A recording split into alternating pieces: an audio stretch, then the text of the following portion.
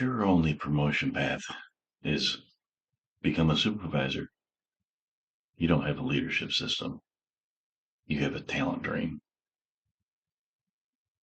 Over the last two episodes, we've talked about something most shops feel but don't articulate. Part one, why supervisors fail. Part two, why good machinists don't even want the job. Now we fix it. If you're new here, welcome.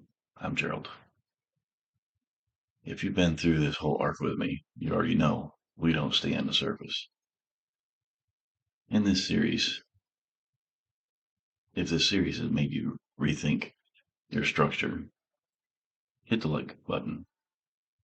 Share it with someone who's either struggling in leadership or forcing someone into it. Subscribe if you want practical conversations about building better shops. And hit that notification bell, because if you made it this far, you might as well tell YouTube we're not just a temporary setup. Now let's build something together. The real problem is not bad supervisors. The real problem is poor structure. Most shops operate with one ladder: operator, lead, supervisor, manager. That's it. One vertical climb. And if someone wants growth, pay, and recognition, they have to move up. But here's the truth: leadership is a different profession than machining. It requires different training, different metrics, different temperament, different endurance. So here's a structure that actually works: two ladders, not one. Ladder one, technical mastery. Start at operator, senior operator, setup specialist, master machinist, process expert. Each level has clear skill requirements, clear pay bands, clear recognition, clear responsibility, no management required. Ladder two, leadership development. Start at lead, assistant supervisor, supervisor, operations leader. This ladder includes training, conflict management, communication coaching, financial literacy, decision-making frameworks, not figure it out, development. When someone on the floor shows leadership traits early, mentoring others, solving people's problems, communicating clearly, you don't just promote them. You test readiness. Give them small leadership exposure, temporary oversight, project coordination, conflict mediation opportunities. Then you evaluate. Leadership is proven in stages, not awarded overnight. Now, let's talk about the mouth-watering part.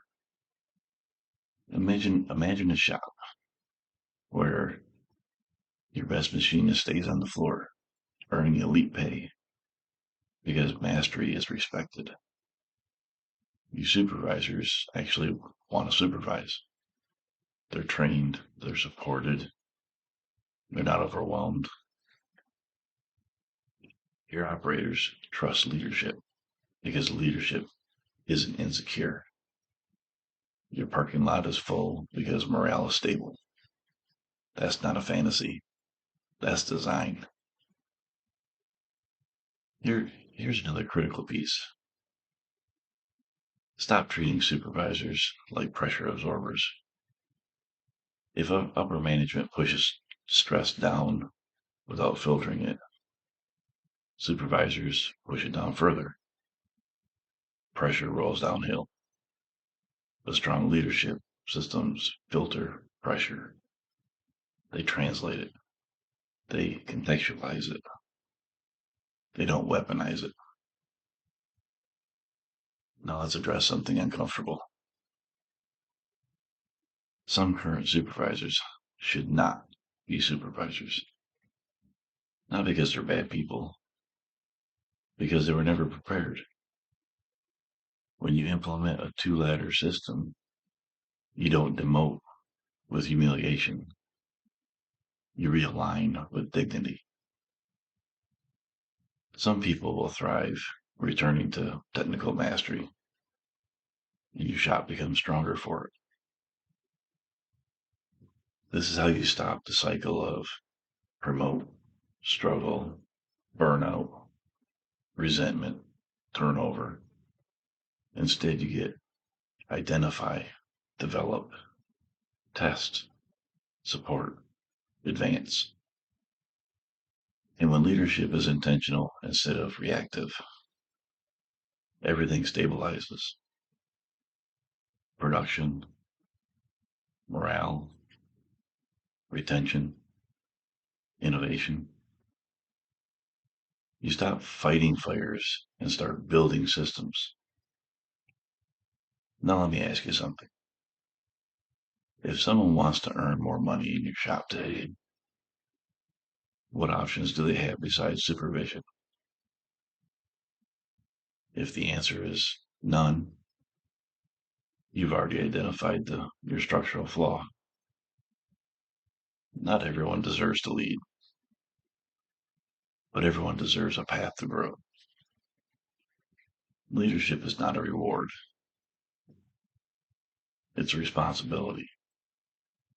And when you treat it like a trophy for performance, you damage both roles.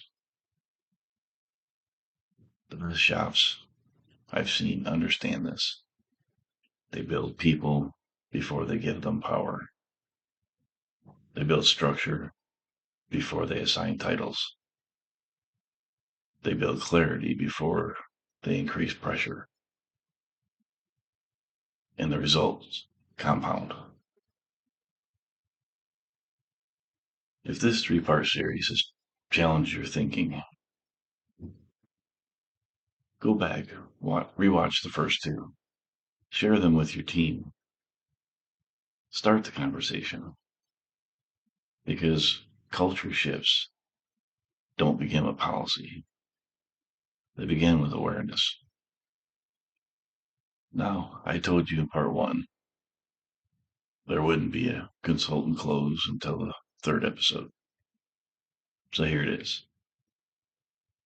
If you're running a shop and you know deep down your leadership structure is reactive, if you're promoting based on skill instead of readiness, if you're feeling the strain of turnover or stalled growth, that's fixable. But it requires redesign, not reaction. That's what I help shops build. Leadership pathways, technical mastery ladders, accountability structures that don't create dictators. Because strong shops aren't built on machines. They're built and aligned people. And alignment is intentional. If you want help designing that structure, reach out. If not, take this framework and start the work internally.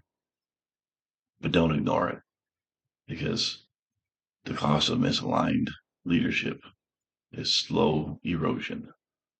And erosion is hard to see until it's too late. I'll see you in the next series.